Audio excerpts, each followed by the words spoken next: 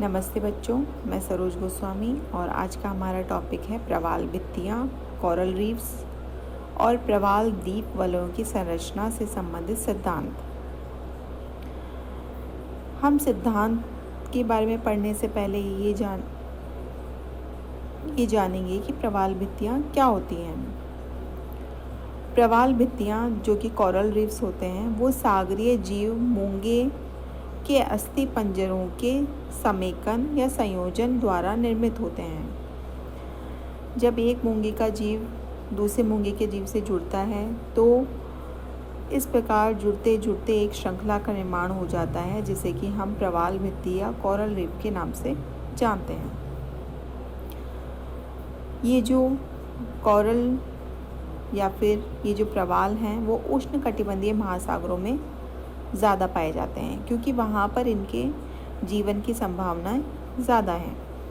इनके जीवित रहने के लिए उच्च तापक्रम जो आवश्यक है वो है 68 डिग्री से 70 डिग्री फ़ारेनहाइट जो टेम्परेचर है वो आवश्यक होता है। ये प्रवाल न तो अति उष्ण जल न अति शीतल जल में पनप पाते हैं। ये साधारणतः 200 से 300 फीट की गहराई में पाए जाते हैं।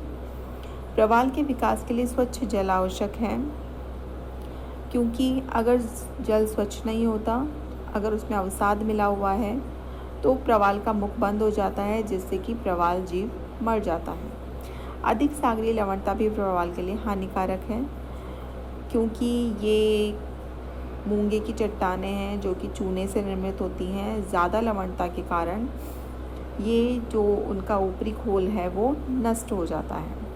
सागरीय तरंगें प्रवालों के लिए अधिक लाभदायक होती हैं क्योंकि वह प्रवाल के लिए भोजन लेके आती हैं। प्रवाल के विकास के लिए अंतःसागरीय चबूतरों की आवश्यकता होती है जहाँ पर कि प्रवाल जो जीव हैं वो आसानी से पनप पाते हैं।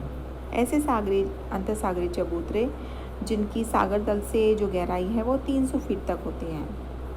प्रवाल भित्तियों की उत्पत्ति से संबंधित अनेक परस्पर विरोधी सिद्धांत हैं। इन सिद्धांतों का प्रतिपादन दो प्रमुख आधारों पर किया गया है: प्लीस्टोसीन सागर काल में परिवर्तन तथा स्थलखंड की स्थिरता। स्थलखंड की स्थिरता में 3 दशाएं व्यक्त की गई हैं: स्थिर स्थलखंड, अवतलित होता हुआ स्थलखंड और ऊपर उठता हुआ स्थलखंड। इस प्रकार से जो प्रवाल से संबंधित सिद्धांत हैं उनको 2 भागों में रखा जाता है। एक है अवतलन का सिद्धांत और दूसरा है स्थिर स्थल का सिद्धांत।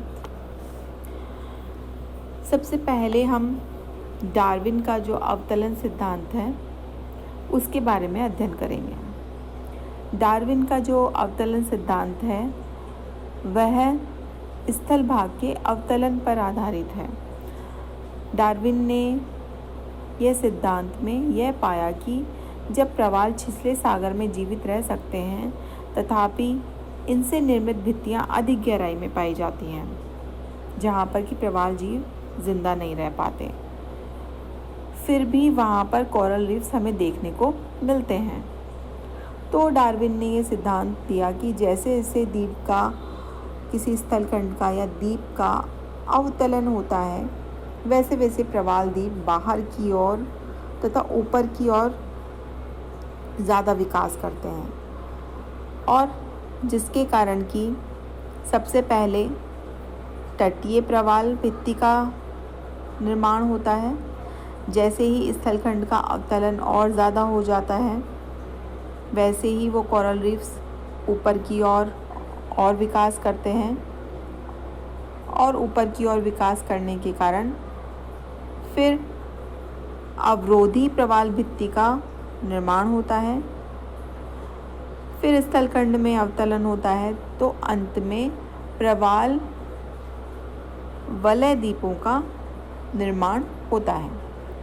इस प्रकार से डार्विन ने कहा कि अवतलन सिद्धांत के आधार पर उसने ये कहा कि प्रवाल भित्तियों का निर्माण इस प्रकार से होता है। डाना नामक वैज्ञानिक ने भी डार्विन के इस मत का समर्थन किया और उनके पक्ष में जो मत के पक्ष में जो प्रमाण दिए गए उसमें इस प्रकार से हैं: लैगून हमेशा छिछला बना रहता है और जिसके कारण कि वह अवतलन का सूचक है। प्रवाल भित्ति के किनारे क्लिफ की अनुपस्थिति जो कि अवतलन व अस्थिर तट का सूचक है। अगर स्थलखंड स्थिर होता तो वहाँ पर क्लिफ ज़रूर पाए जाते। उत्थित यानी उठे हुए पुलिन के सहारे प्रवाल भित्तियों का अभाव पाया जाता है।